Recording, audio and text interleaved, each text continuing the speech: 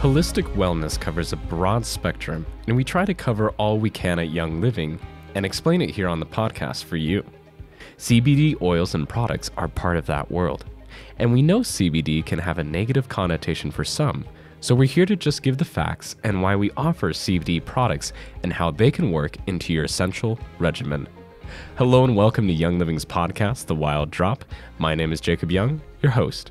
Young Living is the world leader in producing and distributing premium essential oils, and this podcast will provide you with drops of information about Young Living, including stories, history, product information, lots of little fun facts, and even more.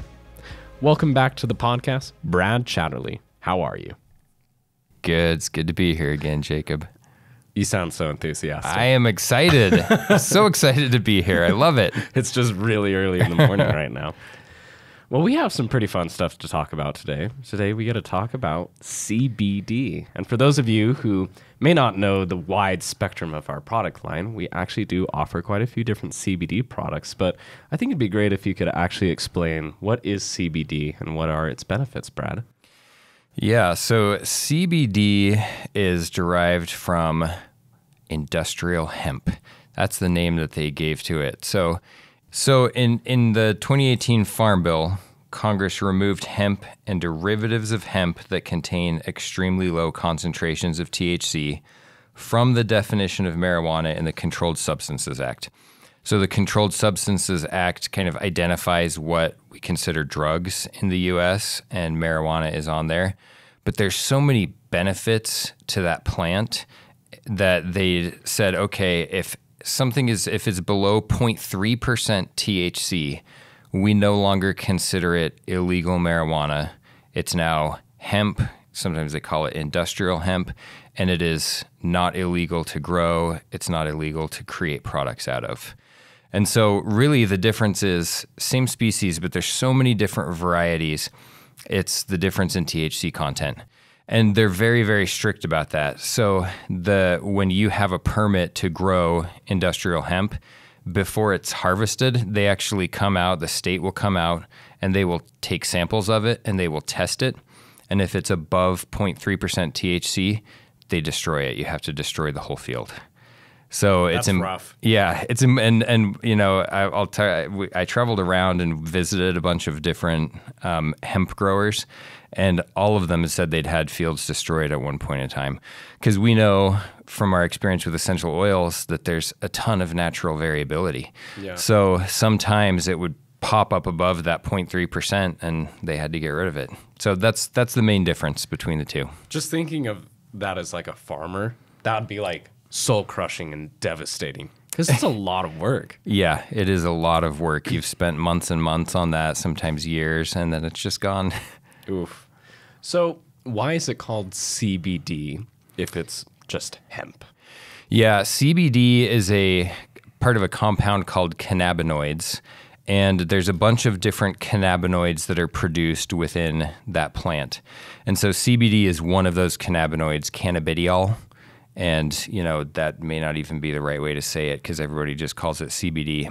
So there's others. There's things called CBG, CBN. You sometimes have started to see those pop up in products that are out there on the market, but there's more than that as well.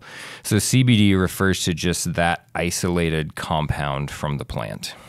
And with that isolated compound, that's what we put into our products to help whatever it may be. Yeah, and, you know, we only launched these products a few years ago, but I'm sure you know this. Gary was looking into CBD years and years ago. So it's kind of been in the background and in the history of Young Living for quite a while. And he worked very closely with Ollie Wanker, who knows so much about CBD. If anybody knows Dr. Wanker and has a chance to talk to him, he's extremely knowledgeable. He and Gary worked for years on developing different formulas and doing different research on CBD. So this is always something that we've been interested in as a company.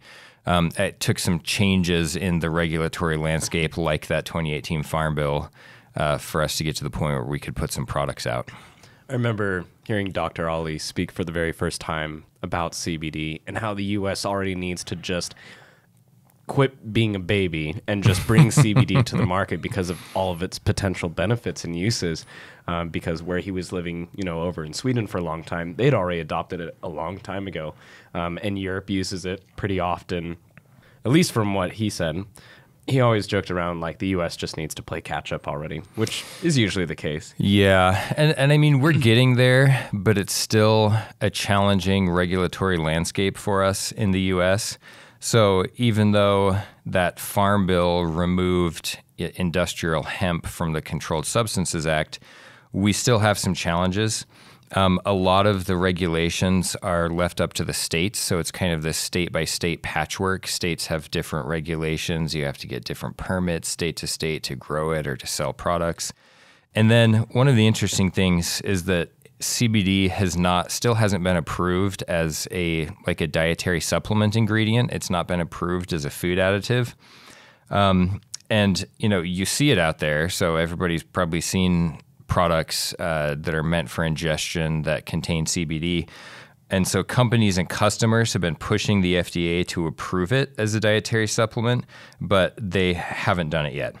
And in fact, in January of this year, they concluded, and this is from their own words, the FDA has concluded that a new regulatory pathway for CBD is needed that balances individuals' desire for access to CBD products with the regulatory oversight needed to manage risk. The agency is prepared to work with Congress on this matter. So what they're saying is we don't think we have a pathway within our current structure to approve CBD, and we need Congress to take some action. So in a sense, they're kind of kicking the can down the road. They just don't want to deal with it is kind of what it's looking like. So people have petitioned the agency and said, can you please conduct rulemaking to allow the marketing of CBD products as dietary supplements? And they said, no, we deny those petitions. We're not going to do that. So that's why, we don't have anything like gummies or drinks that you might see from other companies because we're going to follow the regulations. Because it's technically illegal still. Yeah, that's right. So that's interesting. I'm glad that you brought that up. So with the CBD that we have, what are some of our most popular products that we have in our CBD line? Our two top products are the CBD Muscle Rub, which, man, if you have not used that, you're missing out on life. Oh, you really are. It's amazing. I give that to people, and I kid you not, everyone that I've given it to, after a week, I hear back from them and they say that is the best muscle rub that I've ever used. So I've become kind of a CBD muscle rub dealer to my friends and family. They let me know when they're out and I get them more. So that's a great one. Another top seller is the CBD Beauty Boost. And in fact, what's interesting about that one, it's one of the top selling products in our whole personal care line. Really? Is the Beauty Boost. And it's interesting to see that CBD has become a pretty popular ingredient in personal care products and skin serums. So if you go to Ulta or some of those places, there's tons of skin products that have CBD in them because it has great benefits for the skin as well. No, the CBD Muscle Rub is one of my favorite products of all time too, where I have started actually going to the gym 4 times a week now. I have to use it quite often because I get pretty sore. I hit leg day 2 days ago, and my legs are still learning to walk for the very first time, like a baby fawn that had just been born. But applying that, dude, it really helps me recover so quickly. Yeah, it's a great product, and you notice it right away. Yeah, and if you've ever used Icy Hot, it's kind of like that. It has that little tingly sensation, but it's just really soothing. It also has quite a pleasant smell to it, and just feels fantastic. Yeah, it does. Really, really does. I have it on right now. I like it. Yeah, it's a great product. And, it's interesting. You talked about, of course, when Young Living wants to do a new product, and especially when we're looking at a new plant extract, we want to do our research. We want to follow all of the, requirements of seed to seal, that quality commitment that we have. And so when we were first looking at launching this as a product, they put together a team. The executives put together a team of people from different areas and said, hey, can you guys research this? Can you look at what's the feasibility of Young Living having CBD products? What's the best way for us to enter the market? And so I was part of that team, and I've got to go and see industrial hemp farms in Colorado, Arizona, Canada even, and Washington. And once that farm bill passed in 2018, the amount of land under cultivation for industrial hemp in the U.S. exploded. Everyone was getting into the game. And so one of the people we visited was really interesting. He was one of the largest onion growers in the United States, and he was switching some of his cultivation over to industrial hemp. But we're so picky about who we work with, you know. Yes. So we went and saw so many different places. And one of the interesting things to note was the difference between the plants that were grown organically and the plants that were grown conventionally. And you can look at those plants and tell. The interesting thing is the organically grown ones are smaller. Yes. They're small. They're not as tall. We saw this field in Washington. It was beautiful. The plants were taller than me. They were 6 feet high. There was so much biomass. What they were doing was they were growing for efficiency in how much they could get off of each acre of land. They're not necessarily genetically modified, but what they're doing is that they're pumping it full of fertilizer. They're using the pesticides. And so when you've heard this before, if you guys have heard Brett Packer talk, I think he's been on here. When you use that stuff, what you're doing is you're feeding the plant. So the plant gets really big and it looks like it's healthy. It's only getting the nutrients that you're giving it through the fertilizer. Yeah. And you're depleting the soil. Yeah. And so with organic, you're feeding the soil, which feeds the plant instead of feeding the plant. And so those plants that are grown organically, they're smaller. They don't have quite as much biomass, but you know, I think we would argue that they're actually healthier. They're actually doing better, and it's better for the soil, better for the earth in the long run. Yeah, and the effectiveness of the CBD as well, and just how powerful it is. Obviously, it can't be more than 0.3%, but I'm sure that we can see, you know, is there a specific way that you measure it? Do they do it similar to like how we do our brick testing for our oils? That's a good question. I don't know how they do the plant. When like the state comes out and measures the plant, I know it's 0.3% THC by weight, but I don't know if they're actually testing from the plant material or if they're doing an extraction to see. So Tyler Wilson would know and Brett Packer would know because we actually have started doing some research on our own farms on industrial hemp. So we went out and got the permits that we needed. We worked with state agencies, and we've actually been doing some pilot studies to grow different varieties, and we've put them at 3 of our farms. We had them all down at the greenhouse here, the research greenhouse as well. And the state had to come out and they had to check and do their test for all of them. And we actually did have one variety that in one location, I think, that popped up above the 0.3% THC. So that one we had to get rid of. But it's interesting, it didn't, that same variety in different locations didn't have that reaction. So just the variability of plants is amazing. And what we wanted to find out with that is how do these different varieties do in the different climates and the different soil types that we're putting them in? What are the CBD and other cannabinoid content in them? And then too, we're interested in the terpene profile of those plants. What does the essential oil look like from those plants? So obviously the fascinating and most interesting part about our CBD is that they are infused with essential oils to make it that much more potent and efficient, which I think is fabulous. And you were telling me something earlier about the terpenes from the CBD and how the oils actually help kind of bring those terpenes back into it or enhance it or infuse it. Talk a little bit about that. Yeah, so I mean, the plant itself contains terpenes, and one of the things that they're finding is that those terpenes actually play an important role in how those compounds work and work in your body and impact your body. So when we do an isolate like we do, you don't have the terpenes in there because you're just isolating that one compound. And let me add quickly, the reason we did that is because the regulatory landscape at the time, it was safer. We wanted to make sure we were on the right side of what the regulations were. Different states had different regulations. There was a lot of things that were unclear. And so going with the isolate was the safest. But we knew that having the terpenes in there would be more beneficial. And so, of course, we have essential oils, and terpenes are part of essential oils. And so in all of our products, we've added those essential oils into them. And when we're doing that, we're providing the terpenes that combine well with the CBD, and they create a synergistic effect. In the world of CBD, you'll hear them talk about entourage effect, and that's the idea that all of these compounds work better together than they do in isolation.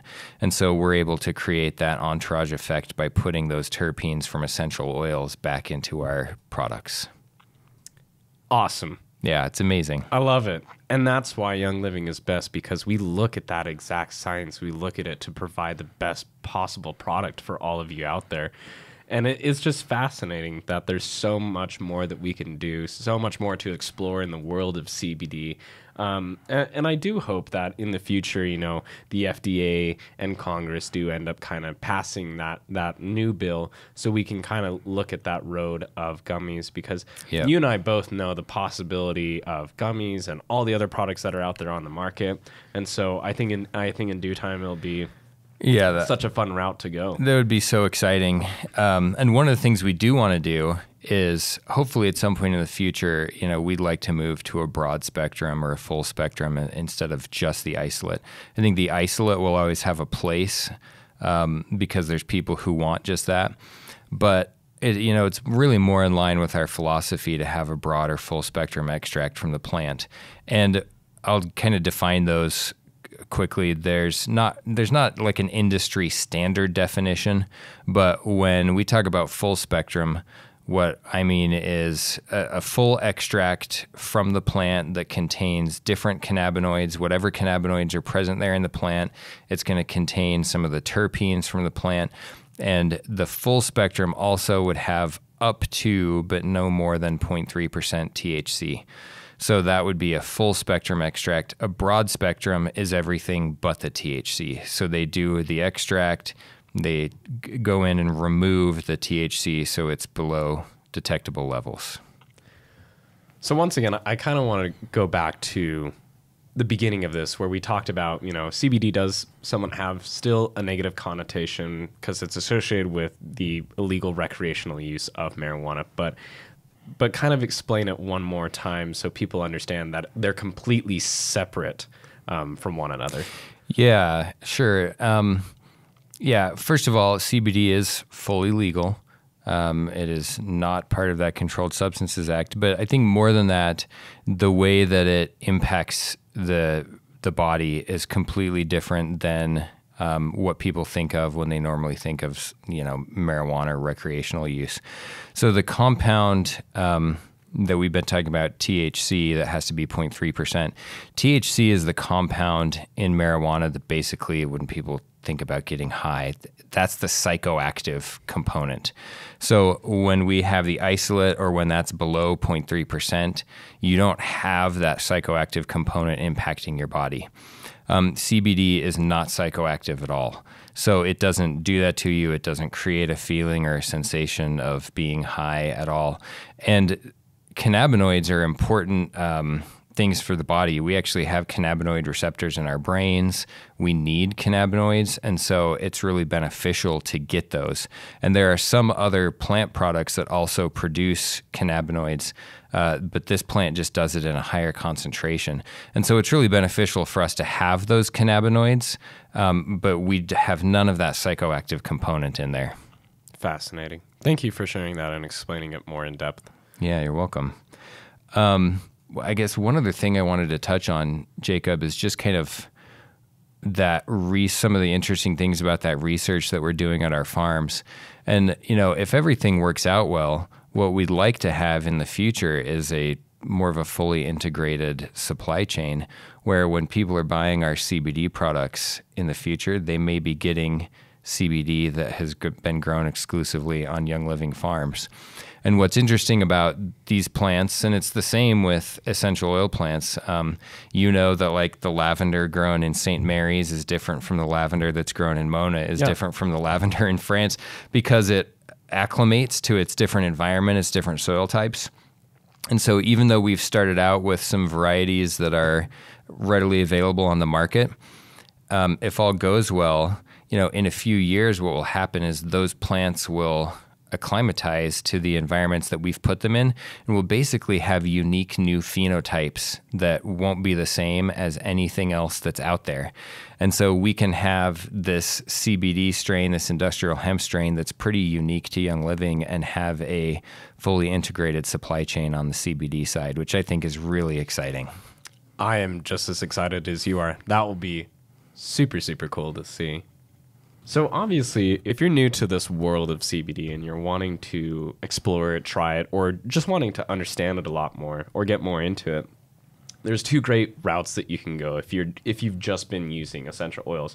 We do have roll-ons, right? And so we have a roll-on CBD by the name of Calm. And it's a fantastic roll-on. I use it every night on my big toe, just kind of help me fall asleep and whatnot on nights that I struggle. And I feel like that's a great way to maybe start. What do you think, Brad? Yeah, the Calm roll-on's really simple to use. I mean, the name kind of says it all. Yeah. So if you're used to using our roll-on products with essential oils, and our Calm roll-on also has essential oils in it, of course, that is a fantastic way to start, and it's really portable. You can carry it with you wherever you go. So that's a great one. And, you know, there are I think we have a lot of blog posts. We've put a lot of resources out there about how to use these products. So there's information. So please go to the website, go look it up, go to our blog and look for information on all of these products. Yeah. If you're on the website, you'll scroll all the way down to the very bottom where it's kind of like a beige border, and you'll see a bunch of different avenues. You'll click on blogs. When you get to blogs, you can type in the search bar CBD or the Calm roll-on or any product you want in general, and it will bring up any information tied to that, whether it be YouTube videos or written blogs, like you said specifically. So there's a lot of different routes that you can go when it comes to research.